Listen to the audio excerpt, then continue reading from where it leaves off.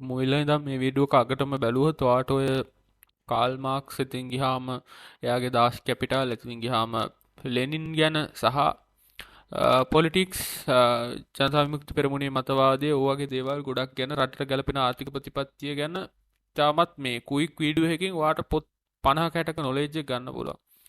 එතකොට අපි කතා කරන්න හදන්නේ අද ලංකාවට ගැලපෙන ආර්ථික ප්‍රතිපත්තිය මොකක්ද කියන එක සහ මේ සමහර දේවල් ඇයි මේ හොරකම කියන එක නතර කරන්න බැරි ඔයගේ දේවල් ගැන තමයි කතා කරන්න යන්නේ. ඒතකොට මෙතනදී මම දෙයක් කියනවා මේ වීඩියෝ එක ඔයාලා ෂෙයා කරන්න පුළුවන් නම් මේක අනුරු කුමාරටත් පෙන්නන්න. මම යම්කිසි ප්‍රශ්නයක් තියෙනවා. එයාලා ගෙනියන යන සිස්ටම් එක නමුත් ඒගොල්ලන්ගේ කරප්ෂන් එක පිළිබඳ වැඩපිළිවෙලට ෆයිල් ගෙනහල්ලා අධිකාරිනිකට ඒවට අපි 100% කැමතියි. නමුත් ඒගොල්ලන්ගේ ආර්ථික ප්‍රතිපත්තියත් එක්ක එකඟ වෙන්න බැරි නිසා තමයි මේක දාන්නේ. ඉතින් ඒගොල්ලන්ගේ එකට රිප්ලයි එකක් නෑ අද වෙනතුරු. මම ඒ කියන්නේ මේකයි. දැන් මේ ඊයේ පෙරේද මම දැක්කා නාගානන්ද දාලා තියෙනවා JVP එකෙත් ඉන්නවා මේ හොරුවේ මෙහෙම පර්මිට් වෙහිකල් පේමිට් විකුණලයි එහෙම කියලා. ඒකට ඔයාලට පේනවා මේ හොරකම කියන එක මිනිස්සුන්ගේ ජානවලින් එන එකක්. දැන් පොඩි ළමයෙක් බලන්න පොඩි ළමයට සෙල්ලම් බඩුව දුන්නට පස්සේ ඒ ළමයා ඒක අයිති කරගන්න ඒක තියා ගන්නවා. ඒ වගේ තමයි ඒක ජානවලින් එන එකක් මේ හොරකම කියන එක මිනිස්සු අලුතින් දැම්ම කියලා ඉවර වෙලා ඒක හදන්න පුළුවන් සිස්ටම් එකක් නෙමෙයි. හොරකම කියන එක හදන්න පුළුවන් හොරකම කියන එක හදන්න පුළුවන් වෙන්නේ සිස්ටම් එකක් දැම්මොත් විතරයි. සිස්ටම් එකක්. ඒ කියන්නේ හොරකම කරන්න අඩු අමාරු සිස්ටම් එකක්. ඒතර ඔයාලට පේනවා ඇති සාමාන්‍ය රාජ්‍ය ආයතනවල අද දැම්මොත් එහෙම ගොඩක් වෙලාවට සමහර ඔය දැන් අලුතින් බඳවාගත් නිලධාරීත් එහෙම සතියේට එක දවසයි වැඩ යන්නේ. ඒ වුණාට දවස් 4ක්ම ගෙදර නිකන් ඉන්න ගමන් සැලරි ගන්න එක තමයි ගොඩක් වෙලාවට වෙන්නේ. ඒතර මේ මම දකින විදිහට මේ රටේ තියෙන සම්පූර්ණ මේ ප්‍රශ්නෙට හේතුව 1.5 මිලියන් 105 මිලියන් රාජ්‍ය සේවකයෝ නිකං සැලරි ගන්නවා. ඒතකොට මේ හේතුවත් එක්ක පාඩු ලබන ආයතනත් එක්ක මේව නඩත්තු කරන ලෝන් අරගෙන. ඒතකොට මේ මම දකින විදිහට මේ ආර්ථික ප්‍රශ්නේ 80%ක්ම හේතු වෙලා තියෙන්නේ මේ රාජ්‍ය සේවය. හරි. ඊටු 120 තමයි මම දකින විදිහට මේ රාජපක්ෂලගේ දූෂණය යම්කිසි රාජ්‍ය ව්‍යාපෘති. ඒතකොට ওই දෙක අපිට පුළුවන් නම් නවත්ත ගන්න. ඒ කියන්නේ අඩු කරගන්න පුළුවන් නම් රාජ්‍ය සේවය කපලා පුද්ගලිකරණය කළා. මම ඒකට හේතුව කියන්නේ වැදගත් තර්කයක් එක්ක මේ JP කට්ටිය ඉන්නවනම් මේක පෙන්වන්න. මම දාන තර්කයට උත්තරයක් දෙන්න. එහෙම කරොත් මම කියන්නේ මේක ඇමරිකාව වගේ UK වගේ හොඳ පැත්තකට මේක ගන්න පුළුවන් මේ දෙක හදාගත්තොත්. දැන් JVP ගේ ආර්ථික දර්ශනයේ විදිහට මම දකින්නේ ඩයලෙක්ටික් මැටීරියලිසම් කාල් මාක්ස්ගේ කෘති සහ ලෙනින් අනුමත කළ සිස්ටම් එක. එතකොට මේ සිස්ටම් එක මම ඇයි කියන්නේ මම සැරයක් අනුරු කුමාරට මැසේජ් කරලා තියෙනවා. මැසේජ් කරාම මට එව්වේ මෙන්න මේ පොතපත කියවන්න මේක තමයි JVP දර්ශනය කියලා. ඒතර අපිට මේක ඇතුළේදී කතා කරොත් ඒක බේසිකලි කාල් මාක්ස්ගේ සිස්ටම් එක ඇතුළේ තමයි මේ එන්නේ මුළු සම්පූර්ණම සමාජවාදය කියන කොමියුනිස්ට් සිස්ටම් එක. එතකොට ඒක ඇතුළේ ඒක ක්‍රියාත්මක කරන්නේ ලෙනින්. එතකොට මට මේ ගැන හොඳ අවබෝධයක් තියෙනවා. මම ඒ සම්බන්ධ පොතපත කියවලා තියෙනවා. එතකොට මේ සිස්ටම් එක ඇතුළේදී ලෙනින් කියලා තියෙනවා දැන් මේ ඇති වෙලා තියෙන විප්ලවයක්නේ.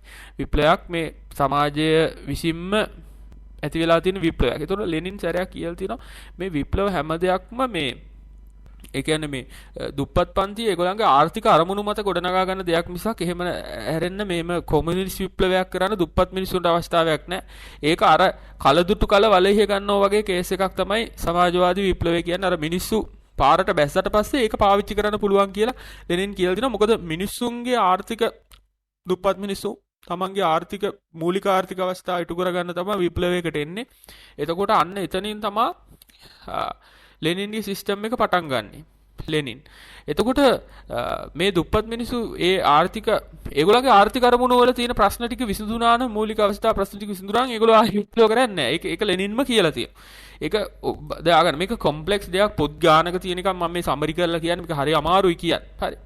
ඒතර මේක සිස්ටම් එක තමයි මාක්ස්වාදය කියන්නේ මේ ගොඩාක් මේකේ තියෙන සම්පත් ප්‍රමාණයක් ඉන්න සුළු පිරිසක් ධනපති පන්තිය විසින් 100ට 1ක් වගේ ධනපති පන්තියක් විසින් ලොකු පිරිසගේ ඒ කියන්නේ ලොකු පිරිසගේ 100ට අපි කියමු 5ක් කියලා 5ක 95%කගේ වත්කම් මේවා වත්කම් අයිතිය තියාගෙන 95%ක් පිරිස වහල්ලු බවට පත් කරගෙන ඒගොල්ලන්ගෙන් වැඩ ගන්නවා. පොලිටිකල් සිස්ටම් එක වැඩ කරන්නේ ධනපති පන්තියට අවශ්‍ය සිස්ටම් එක ධනපති පන්තියට අවශ්‍ය විදිහට. ධනපති පන්තියට අවශ්‍ය විදිහට තමයි දේශපාලනයේ හැම දෙයක්ම වෙන්නේ. ඒක ඇත්ත. බොරුවක් නෙමෙයි. මාක්ස්වාදය කියන්නේ බොරුවක් නෙමෙයි. බොරුවක් කියලා මම කියන්නේ. එතකොට මේ දේශපාලන සිස්ටම් එක වැඩ කරන්නේ ඒගොල්ලන්ට අවශ්‍ය විදිහට ඒගොල්ලන්ගේ නීතිය හරියට වැඩ කරනවාද ඒ පිළිබඳ ප්‍රශ්නගතයි. ඒක නිසා ආගම මේගොල්ලෝ පාවිච්චි කරනවා ධනපති පන්තියේ පැවැත්ම උදෙසා. ඉතින් ආගමටත් විරුද්ධයි ඒගොල්ලෝ. එතකොට මෙන්න මේ විදිහට මේ 105ක් කට්ටිය එන්න ඒ කියන්නේ ඒගොල්ලෝ ධනවත් වෙනවා අර 95 දුක් විඳිනවා. ඒක නිසා කාල් මාක්ස් කියන්නේ මේ 95ගේ කට්ටියගේ පාලනයක් ගේන්න ඕනි කියලා. 95 කට්ටිය දැන් මේ 105ක් විසින් 95ක වත්කම් භුක්ති විඳිනවානේ. හරි මේගොල්ලන්ට 105යි ආර්ථික වත්කම් තියෙන. ඒතර මෙයාලා කියන්නේ මේගොල්ලන්ගේ පිරිස වැඩි. මිනිසු ප්‍රමාණය මෙතන වැඩි ගොඩක් ඉන්න. ඔලු ගෙඩි ප්‍රමාණය ගත්තොත් එහෙම ඔලු ගෙඩි ප්‍රමාණය ගොඩක් ඉන්නවා. මෙතන මේ පැත්තේ ගත්තොත් ඔලු ගෙඩි ප්‍රමාණය අඩුයි. එතකොට මේ පොඩි පිරිසක් විසින් අර වත්කම් කියන කැපිටල් එක කියන එක යූස් කරගෙන ලොකු පිරිසක්ගේ එක පරිභෝජනය කරනවා කියන එක තමයි මෙතන අරමුණ. එතකොට මෙතනදී කතන්දරේ තමයි මේ 95 පිරිස වැඩි නිසා මේ වැඩි පිරිසට ඕන විදිහේ ආණ්ඩුවක් ඇති කරගන්න කම්කරු ආණ්ඩුවක් ඇති කරගන්න සිස්ටම් එක තමයි ධන මාක්ස්වාදී කියලා තියෙන්නේ. ඒතු ලෙනින් කියන්නේ ඒක ක්‍රියාත්මක කරපු පුද්ගලයා. ලෙනින් කියන්නේ ඒක ක්‍රියාත්මක කරපු පුද්ගලයා. එතකොට මේක ක්‍රියාත්මක කිරීමේදී ලෙනින් පවා හඳුනගෙන තියෙනවා මේ ධනපති මේක මේ එකපාරට මෙහෙම සිස්ටම් එකක් ගෙනියන්න බෑ. එහෙම කරොත් කඩා වැටෙනවා. ඒක නිසා ධනපති ක්‍රමයේ යම් ටූල්ස් ඒ කියන්නේ මේ වගේ පාලනයක් ඒ කියන්නේ මිනිස්සුන්ගේම පාලනයක් ඇති කරගත්තට පස්සේ ධනපති ක්‍රමයේ යම් ටූල්ස් පාවිච්චි කරන්න ඕනි කියලා ලෙනින්ම පිළිගන්නවා. එයාගේ කෘතිවල. ඒ ලෙනින්ම කියලා තියෙනවා ධනපති ක්‍රමයේ යම් ටූල්ස් පාවිච්චි කරනවා කියලා. එතකොට ඒ කියන්නේ යම්සි ඔලිගාර්ක්ලා ඒ කියන්නේ ලොකු කර්මාන්ත කරුවන් කීප දෙනෙක්ව මේක තියාගෙන ඊට පස්සේ එයාගේ වටේ තියාගෙන අදාළ කොමියුනිස්ට් නායකයා වටේ තියාගෙන මේ කරනවා. දැන් ඔය රුසියාවේ තියෙන මේ වගේ සිස්ටම් එකක් නේ ටිකක් දුරට. ඔය උතුරු කොරියාවේ වගේ තියෙන මේ වගේ සිස්ටම්. ඒතර පේනවා ඇති උන්ට මිනිසුන්ට කන්නත් නැහැ. ඒක වෙන්නේ දැන් මේ සිස්ටම් එක ඇයි මම අසාර්ථකයි කියලා කියන්නේ. මේක සම්පූර්ණ අසාර්ථක සිස්ටම් එකක්. මේක තනිකර සෙන්ට්‍රලයිස් සිස්ටම් එකක්. සෙන්ට්‍රලයිස් සිස්ටම් එකක් රන් කරන්නත් මේ අද තියෙන වාතාවරණය අනුව බෑ. හරිද මම මේක කියන්න මට මේක කියන්න හරි අමාරුයි මොකද මේ පොත් ගානක තියෙන කරුණු මම කියන්නේ.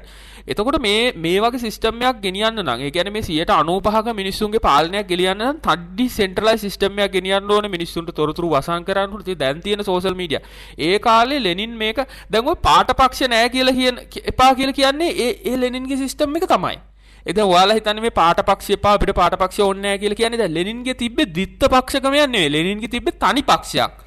එක පක්ෂයයි තියෙන්නේ. වෙන පක්ෂ වලට එන්න දෙන්නේ නැහැ. එක පක්ෂයයි තියෙන්නේ. ඒ පාට පක්ෂ එපා කියන්නේ තනි කම්කරු මේකක් කියන එක ඒකත් පොලිටිකල් මේකක් කියලා මතක තියාගන්න. ඒ කියන්නේ පාට පක්ෂ එපා කියන්නේත් පොලිටිකල් පාටි එකක්ම තමයි. මේ බුද්ධිමත් කට්ටියට කියන්නේ. හරිද? මේවා ඉගෙනගෙන නැති කට්ටිය. පාට පක්ෂ එපා කියන්නේත් ඒක යම්කිසි පොලිටිකල් පක්ෂයක තියෙන මේකක්ම තමයි. දැන් ලංකාවේ හැටියට නම් සාමාන්‍ය හරි පිරිසිදු මේක ගෙනියන්නේ පෙරටුගාමි සමාජවාදී පක්ෂ. JVP එකත් ටිකක් කලවම්. එතකොට මෙතනදී මේ සිස්ටම් එක ඇතුළේදී පාටපක්ෂ එපා කියන සිස්ටම් එක ඇතුළේ මේගොල්ලන්ගේ ලෙනින් ගෙනිච්ච යම්කිසි නිවුස් පේපර් එකක්. ඒතර මේ නිවුස් පේපර් එකෙන් තමයි අදාළ තොරතුරු සියලුම බ්‍රේන් වොෂ් කිරිල්ල කරේ මේ සිස්ටම් එක. නමුත් අද වෙනකොට තියෙන චැලෙන්ජස් තමයි යාලට මේ ඩිජිටලයිසේෂන් එක සහ ස්පෙෂල් ක්‍රිප්ටෝ වගේ සිස්ටම් ඇතුළේ මේ වගේ සෙන්ට්‍රලයිස් සිස්ටම් එකක් ගෙනියන්න බෑ. තොරතුරු වසන් කරලා සමහර තොරතුරු වසන් කරන්න වෙනවා. එතකොට මේ එහෙම ගෙනියන්න අමාරුයි. එතකොට ප්‍රැක්ටිකලි මේක කරන්නත් අමාරුයි. කරත් එන ප්‍රශ්න ටික තමයි මම කතා කරන්නේ යම්කිසි ආකාරයක මෙහෙම එකක් හදාගත්තාම එන ප්‍රශ්න. එතකොට ඔයාලට තියෙනවා ඇති සාමාන්‍යයෙන් ව්‍යාපාරවලදී මේක පුළුවන් නම් ඔයාලා ෂෙයා කරන්න JB කට්ටියට පෙන්නන්න මේවට අපි ප්‍රතිතර්ක ගන්න අපිත් කැමති මේ 95ක පාලනයක් එනවනම්. හැබැයි මේ මිනිස්සුන්ගේම පාලනයක් එනවනම් අපිත් කැමති. හැමෝටම හොඳයි නම් අපිත් කැමති අපේ යම්කිසි දේපල ප්‍රමාණ තියෙනවා නම් දීලා ඒක කාර්යක්ෂම නම් ඒ කියන්නේ ධනපති ක්‍රමයට වඩා දුප්පත් මිනිස්සයාට සාධාරණයක් වෙනවා නම් අපිත් කැමති. හරිද? අපිට මේ අපි කොච්චර හම්බ කරත් අපි කන්නේ කෑම වේල් 3යි දවසට නිදා ගන්න අපිට අවශ්‍ය එක කාමරයක එක මෙට්ටයක් විතරයි. හරි? එහෙම නැත්නම් බිම හරිය නිදා ගන්න පුළුවන්. අපිට ඇත්තටම අපි අඩි 6 ප්‍රමාණයක අපි වලලන්නේ. අපිට එහෙම අවශ්‍ය නැහැ එහෙම රැස් කරන්න. නමුත් මම කියන්නේ එහෙම කරාට ඇත්තටම මේක දුප්පත් මිනිහට හොඳයිද මේ සිස්ටම් එක? එතකොට මගේ තියෙන ආර්ථික දැනුමයි මේ සිස්ටම් එකයි මේකේ තියෙන දේවල් අධ්‍යයනය කරාම මට තේරිච්ච දේ තමයි මේ සිස්ටම් එක අකාර්යක්ෂමයි. මේ සිස්ටම් එක පට්ට අකාර්යක්ෂමයි. ඇයි මේක හදාගත්තත් දැන් මම කිව්වා මිනිස්සු ඉපදෙනකොටම ආත්මාර්ථයෙන් තමයි ඉපදෙන්නේ. ඒ කියන්නේ අපි කියමු එහෙම සුළු පිරිසක් බුද්ධිය වැඩි සුළු පිරිසකට එහෙම නැහැ. ඒගොල්ලෝ තේරෙනවා මේක වේල් 3යි කොහේ ගියත් ඕස්ට්‍රේලියාවේ ඉඳලා ලංකාවේ ඉඳලා කොහේ ඉඳලා වේල් 3යි කන්නේ අඩි 6ක ඉඩ ප්‍රමාණය නිදා ගන්න අවශ්‍ය කියලා බුද්ධිමත් මිනිස්සුන්ට තේරෙනවා. හැබැයි මේක මිනිස්සු උපදිනකොටම පොඩි ආත්මාර්ථයක් තියෙනවා. ඒකනේ බබෙක් පොඩි බබෙක්ට මේකක් දුන්නාම එයා ඒක අයිති කරගන්නේ. ඒතකොට මේක යවන්න බෑ මිනිස්සු 198ගෙම තව අවුරුදු 2000 3000 5000 ගියත් ওই විදිහම තමයි. ඒතකොට ඒක හදන්න අමාරු එකක්. හැබැයි හැදුවොත් එන ප්‍රශ්නේ මේක හරිම අකාර්යසමයි. ඇයි දැන් ඔයා හිතන්න මෙහෙම කියන්න. දැන් මිනිස්සුන්ගේම පාලනයක් ගෙනාවොත් දැන් මේක එක එක දේවල් හදන්න එපා මිනිස්සුන්ට ජීවත් වෙන්න. දැන් ඔයා හිතන්න දැන් මේක දැන් තියෙන ටිකක් කාර්යක්ෂමම කියලා මම කියන්නේ දැන් ඇමරිකාව වගේ පට්ට කාර්යක්ෂම එකන්නේ. ඒක වෙන්නේ කොහොමද? දැන් රජයේ ආයතන වල බලන්න කවුරුත් නැහැනේ. දැන් මේකේ දැන් ඇත්තටම JVP එක හරි ලෙනින් සිස්ටම් එක හරි කියන්නේ පුද්ගලික දේපල නෑ. හරි හොරකම් කරන්න බෑ. දැන් JVP එකක් ආවොත් හොරකම් කරන්න බෑ. ඒ පුද්ගලික දේපල නෑ. දැන් ඔයාගේ තියෙනවා නම් අක්කරයක් හරි ගියක් හරි ඒගොල්ලෝ මුලින්ම එක සුරංගනා කතා කියාගෙන එනවා. ආවට අරමුණ අතෙන්ට. හරිද? මොකද පුද්ගලික දේපල නැහැ. පුද්ගලික දේපල හිමිකාරත්වයක් නැහැ. ඒ කියන්නේ පුද්ගලික දේපල හිමිකාරත්වය ලෙනින් වාදයේදී පිළිගන්නේ නැහැ. හරිද? එතකොට ඔක්කොම සියලුම දේපල ගන්නවා ආණ්ඩුවට අරගෙන මිනිස්සුන්ට කියනවා තමන් දක්ෂ වෙන යම් දේවල් ඒගොල්ලන්ට දීලා බෙදලා දෙනවා වැඩ කරන්න කියලා. එතකොට ඒගොල්ලන්ට හැමෝම මේ පුද්ගලික දේපල නැතුව මේ සියලුම දේවල් ආණ්ඩුවට අරගෙන ඉවර වෙලා ආණ්ඩුවෙන් මේ ප්‍රොඩක්ෂන් එක එකතු කරගන්නවා. හරිද? ආණ්ඩුව දැන් මෙතන මිනිස්සු ඉන්නවා නම් මේ පුද්ගලික දේපල නම් මේ ලංකාව නම් මුළු ලංකාවම ඉඩම් සහ වත්කම් ටික කැපිටල් එක සම්පූර්ණ ආණ්ඩුවට ගන්නවා. ආණ්ඩුවට අරගෙන මේකෙන් හදලා ගන්න මිනිස්සුන්ට කියනවා මේ වගේ වැඩ කරන්න කියලා. වැඩ කරලා මේ එන ක්‍රොප් එක මේ මිනිස්සුන්ට සමානව බෙදලා දෙනවා. බලන්න කොච්චර හොඳ ක්‍රමයක්ද කියලා. ක්‍රමය හොඳයි. ක්‍රමය හොඳ වුණාට ප්‍රශ්නේ තියෙන්නේ දැන් මේක පුද්ගලික දේපල හිමිකාරත්වය නෑ. හොඳට මතක තියාගන්න. හරි? එතකොට ක්‍රමේ හොඳ වුණාට මෙතන ගැටලුව එන්නේ මොකක්ද දන්නවද? ගැටලුව එන්නේ මෙතනදී මිනිස්සුන්ට දැන් ඔයා හිතන්න දැන් මිනිස්සුන්ට මොටිවේෂන් එකක් එපා වැඩ කරන්න. මිනිස්සුන්ට මේක ඇත්තටම දුප්පත් මිනිහට හොඳද කියලා අපි හොයලා බලමු.